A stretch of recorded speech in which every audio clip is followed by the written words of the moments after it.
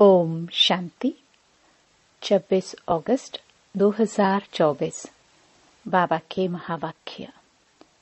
मीठे बच्चे, बड़ा बाबा तुम बड़े आदमियों को ज्यादा मेहनत नहीं देते। सिर्फ 2 अक्षर याद करो, अलफ और बे।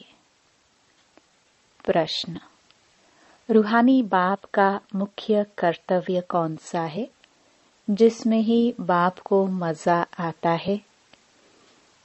उत्तर: रूहानी बाप का मुख्य कर्तव्य है पतितों को पावन बनाना। बाप को पावन बनाने में ही बहुत मजा आता है। बाप आते ही हैं बच्चों की सद्गति करने, सबको सतो प्रधान बनाने, क्योंकि अब घर जाना है। सिर्फ एक पाठ पक्का करो, हम देह नहीं आत्मा हैं। इसी पाठ से बाप की याद रहेगी और पावन बनेंगे।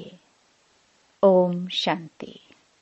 रूहानी बाप बैठ रूहानी बच्चों को समझाते हैं। बाप को भी मजा आता है तुम बच्चों को पवित्र बनाने में। इसलिए कहते हैं पतित पावन बाप को याद करो। सर्व का सद्गति दाता वह एक ही बाप है और कोई है नहीं। यह भी तुम अभी समझते हो कि अब घर जाना है जरूर। पुरुषार्थ ज्यादा करने के लिए बाप कहते हैं याद की यात्रा जरूरी है। याद से ही पावन बनेंगे। फिर है पढ़ाई। पहले अलफ बाप को याद करो, पीछे यह बादशाही जिसके लिए तुमको डायरेक्शन देते हैं। तुम जानते हो 84 जन्म कैसे लेते हैं। सतो प्रधान से तमो प्रधान बनते हैं। सीढ़ी नीचे उतरना होता है। अब फिर सतो प्रधान बनना है। सतयुग है पावन दुनिया, वहां एक भी पतित नहीं। सतयुग में यह बातें होती नहीं। मूल बात है पावन बनने की। अभी तो पवित्र बनो, तब ही नई दुनिया में आएंगे और राज्य करने के लायक बनेंगे। सबको पावन बनना ही है, वहां पतित होते ही नहीं। जो अभी सतो प्रधान बनने का पुरुषार्थ करते हैं वही पावन दुनिया के मालिक बनेंगे। मूल बात ही एक है। बाप को याद करने से सतो प्रधान बनना है। बाप कोई ज्यादा मेहनत नहीं देते हैं, सिर्फ कहते हैं अपने को आत्मा समझो। बार बार कहते हैं पहले यह पाठ पक्का करो, हम देह नहीं हम आत्मा हैं। बस बड़े आदमी जास्ती नहीं पढ़ते हैं, 2 अक्षर में ही सुना देते हैं। बड़े आदमी को तकलीफ नहीं दी जाती है। तुम जानते हो सतो प्रधान से तमो प्रधान बनने में कितने जन्म लगे हैं। 63 जन्म नहीं कहेंगे, 84 जन्म लगे हैं।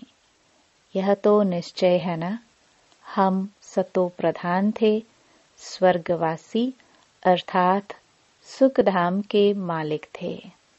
सुखधाम था जिसको ही आदि सनातन देवी देवता धर्म कहा जाता है। थे वह भी मनुष्य, सिर्फ दैवी गुण वाले थे। इस समय है आसुरी गुण वाले मनुष्य। यह तो शास्त्रों में लिख दिया है कि असुरों और देवताओं की युद्ध लगी, तब देवताओं का राज्य स्थापन हुआ। यह तो बाप समझाते हैं तुम पहले असुर थे। बाप ने आकर ब्राह्मण बनाए, ब्राह्मण से देवता बनाने की युक्ति बताई है। बाकी असुरों और देवताओं की लड़ाई की तो बात ही नहीं। देवताओं के लिए कहा जाता है अहिंसा परमो धर्म। देवता कभी लड़ाई थोड़ी करते, हिंसा की बात हो न सके। सतयुग में दैवी राज्य में लड़ाई कहाँ से आई? सतयुग के देवता यहाँ आकर असुरों से लड़ेंगे या असुर वहां देवताओं के पास जाकर लड़ेंगे? हो नहीं सकता। यह है पुरानी दुनिया, वह है नई दुनिया। फिर लड़ाई कैसे हो सकती? भक्ति मार्ग में तो मनुष्य जो सुनते हैं वह सत सत करते रहते हैं। कोई की बुद्धि नहीं चलती है, बिल्कुल ही पत्थर बुद्धि है। कलयुग में पत्थर बुद्धि, सतयुग में पारस बुद्धि होते हैं। राज्य ही है पारसनाथ का। यहाँ तो राज्य है नहीं। द्वापर के राजाए भी अपवित्र थे। रतन जड़ित ताज था, लाइट का नहीं, अर्थात पवित्रता नहीं थी। वह सब पवित्र थे। इसका मतलब यह नहीं कि लाइट कोई ऐसे ऊपर खड़ी रहती है, नहीं। चित्र में पवित्रता की निशानी लाइट दिखाई है। इस समय तुम भी पवित्र बनते हो। तुम्हारी लाइट कहाँ है, यह तुम जानते हो। बाप से योग रख पवित्र बनते हैं। वहाँ विकार का नाम नहीं। विकारी रावण राज्य ही खत्म हो जाता है।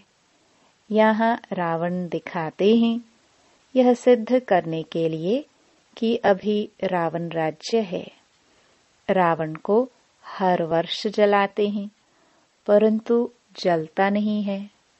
तुम उन पर विजय पाते हो, फिर यह रावण होगा ही नहीं। तुम हो अहिंसक। तुम्हारी विजय योग बल से होती है। याद की यात्रा से तुम्हारे जन्म जन्मांतर के सब विकर्म विनाश होने हैं। जन्म जन्मांतर अर्थात कब से? विकर्म कब शुरू होते हैं?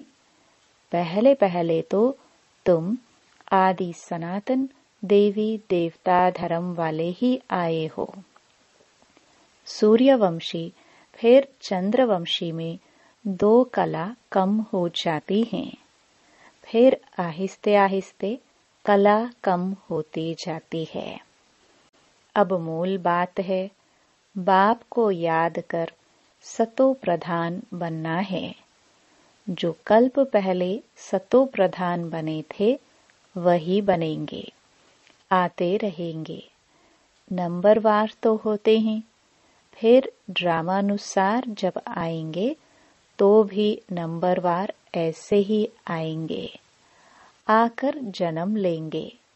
ड्रामा कितना विचित्र बना हुआ है, इसको जानने के लिए भी समझ चाहिए। जैसे तुम नीचे उतरे हो, अब फिर चढ़ना है। नंबरवार ही पास होंगे, फिर नंबरवार नीचे आएंगे। तुम्हारी एम ऑब्जेक्ट है सतो प्रधान बनने की। सब तो फुल पास नहीं होते हैं। 100 मार्क्स से फिर कम कम होते जाते हैं। इसलिए बहुत पुरुषार्थ करना है। इस पुरुषार्थ में ही फेल होते हैं। सर्विस करना तो सहज है। म्यूजियम में तुम किस रीति समझाते हो, उससे हर एक की पढ़ाई का मालूम पड़ जाता है। हेड टीचर देखेगा कि यह ठीक नहीं समझाते हैं तो खुद जाकर समझाएंगे, आकर मदद करेंगे। 1-2 गार्ड रखे जाते हैं जो देखते हैं यह ठीक समझाते हैं। कोई कुछ पूछता है तो मूंझ तो नहीं जाते, यह भी समझते हैं सेंटर की सर्विस से प्रदर्शनी की सर्विस अच्छी होती है। प्रदर्शनी से म्यूजियम में अच्छी होती हैं। म्यूजियम में शो करते हैं अच्छी तरह से, फिर जो देख कर जाते हैं औरों को सुनाते रहेंगे। यह तो पिछाड़ी तक चलता रहेगा। यह गॉड फादरली वर्ल्ड यूनिवर्सिटी अक्षर अच्छा है। इसमें मनुष्य का तो नाम ही नहीं। इनका उद्घाटन कौन करता है? बाप ने कहा है, तुम बड़े आदमी से उद्घाटन कराते हो, तो बड़े का नाम सुनकर बहुत आते हैं। एक के पिछाड़ी ढेर आ जाएंगे।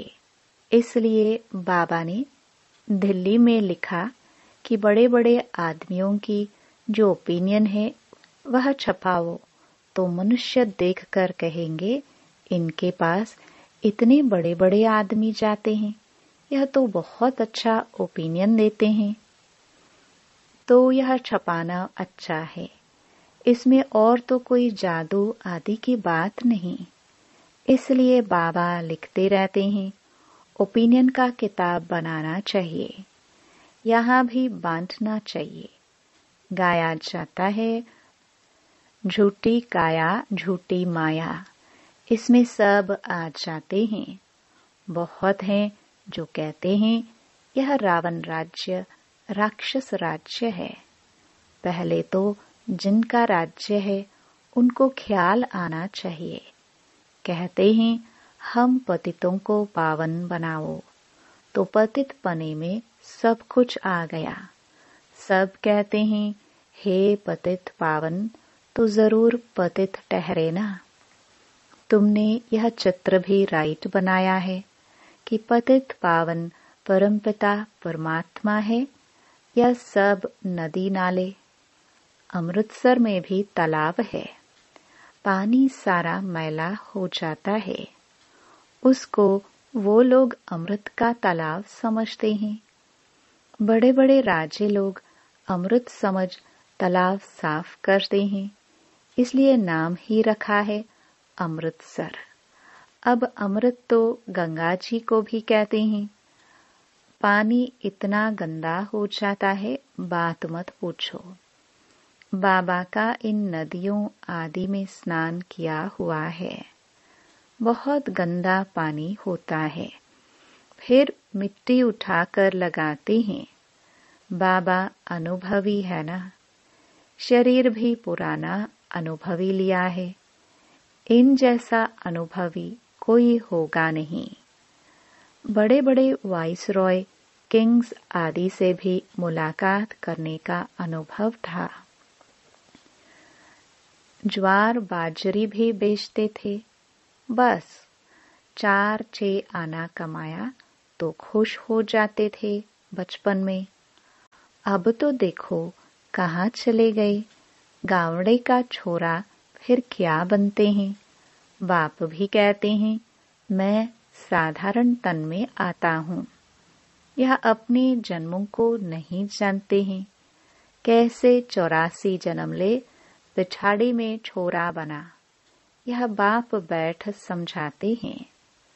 चरित्र न श्री कृष्ण के हैं न कंस के हैं। मटकी फोड़ना आदि यह सब तो श्री कृष्ण के चरित्र हो नहीं सकते। बाप देखो कितना सिंपल बताते हैं। मीठे मीठे बच्चों, उठते बैठते तुम सिर्फ मामिकम याद करो। मैं ऊंचते ऊंच सभी आत्माओं का बाप हूँ। तुम जानते हो हम सब ब्रदर्स हैं, वह बाप हैं। हम सभी ब्रदर्स एक बाप को याद करते हैं। वह तो हे भगवान, हे ईश्वर कहते हैं, परंतु जानते कुछ भी नहीं। बाप ने अभी परिचय दिया है। ड्रामा के प्लान अनुसार इनको गीता का युग कहा जाता है, क्योंकि बाप आकर ज्ञान सुनाते हैं जिससे ऊंच बनते हो। आत्मा भी शरीर धारण कर फिर उवाच करती है।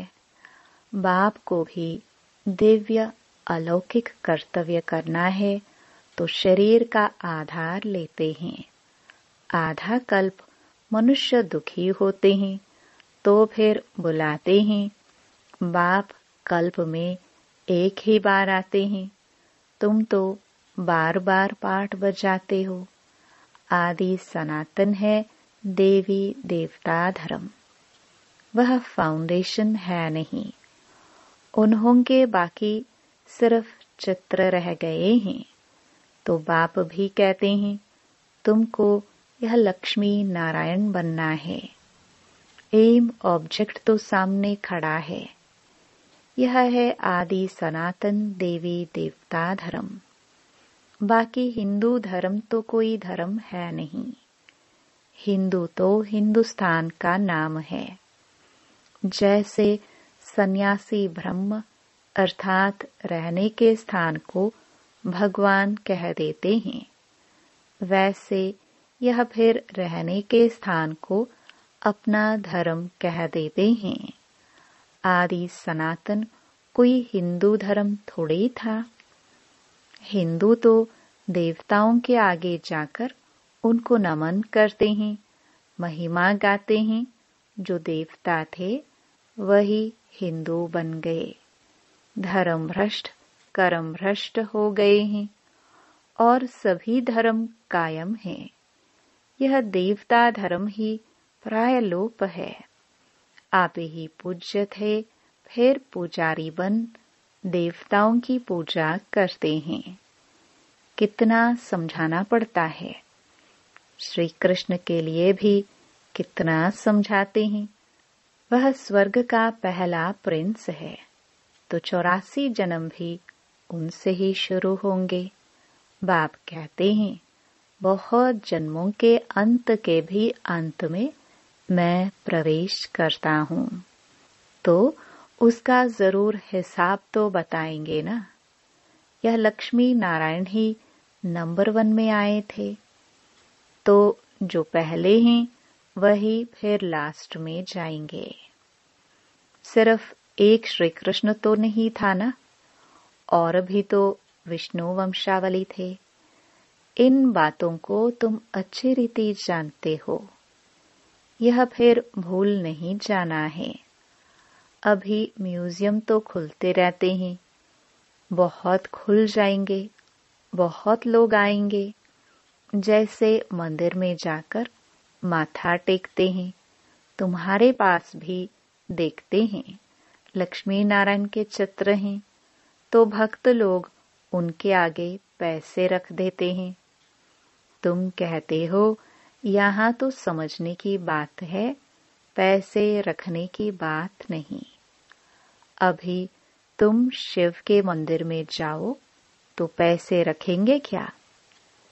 तुम जाएंगे समझाने की एम से, क्योंकि तुम इन सब की बायोग्राफी को जानते हो।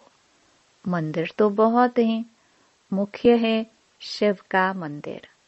वहां औरों की मूर्तियां क्यों रखते हैं? सबके आगे पैसे रखते जाएंगे तो आमदनी होगी, तो वह शिव का मंदिर कहेंगे, वह शिव परिवार का मंदिर कहेंगे। शिव बाबा ने यह परिवार स्थापन किया। सच्चा सच्चा परिवार तो तुम ब्राह्मणों का है। शिव बाबा का परिवार तो सालिग्राम है। फिर हम भाई बहन का परिवार बन जाते हैं। पहले भाई भाई थे, फिर बाप आते हैं तो भाई बहन बनते हैं। फिर तुम सतयुग में आते हो तो वहां परिवार और बड़ा होता है। वहां भी शादी होती है तो परिवार और वृद्धि को पाता है। घर अर्थात शांति धाम में रहते हैं तो हम भाई हैं, एक बाप है। फिर यहाँ प्रजापिता ब्रह्मा की संतान भाई बहन हैं और कोई नाता नहीं है। फिर रावण राज्य में बहुत वृद्धि होती जाती है। बाप सब राज समझाते रहते हैं, फिर भी कहते हैं मीठे मीठे बच्चों, बाप को याद करो तो जन्म जन्मांतर के पापों का बोझा उतर जाएगा। पढ़ाई से पाप नहीं कटेंगे, बाप की याद ही मुख्य है। अच्छा, मीठे मीठे सिखिलदे बच्चों प्रति मात पिता बाप दादा का याद प्यार और गुड मॉर्निंग। रूहानी बाप की रूहानी बच्चों को नमस्ते। धारणा के लिए मुख्य सार। पहला, फुल मार्क्स से पास होने के लिए अपनी बुद्धि को सतो प्रधान पारस बनाना है। मोटी बुद्धि से महीन बुद्धि बन ड्रामा के विचित्र राज को समझना है। दूसरा, अभी बाप समान दिव्य और अलौकिक कर्म करने हैं। डबल अहिंसक बन योग बल से अपने विकर्म विनाश करने हैं। वरदान, कर्म और योग के बैलेंस द्वारा ब्लेसिंग का अनुभव करने वाले कर्म योगी भव। कर्म योगी अर्थात हर कर्म योग युक्त हो। कर्म योगी आत्मा सदा ही कर्म और योग का साथ अर्थात बैलेंस रखने वाली होगी। कर्म और योग का बैलेंस होने से हर कर्म में बाप द्वारा तो ब्लेसिंग मिलती ही है, लेकिन जिसके भी संबंध संपर्क में आते हैं उनसे भी दुआएं मिलती हैं। कोई अच्छा काम करता है तो दिल से उसके लिए दुआएं निकलती हैं कि बहुत अच्छा है। बहुत अच्छा मानना ही दुआएं हैं। स्लोगन, सेकंड में संकल्पों को स्टॉप करने का अभ्यास ही कर्मातीत अवस्था के समीप लाएगा। ओम शांति।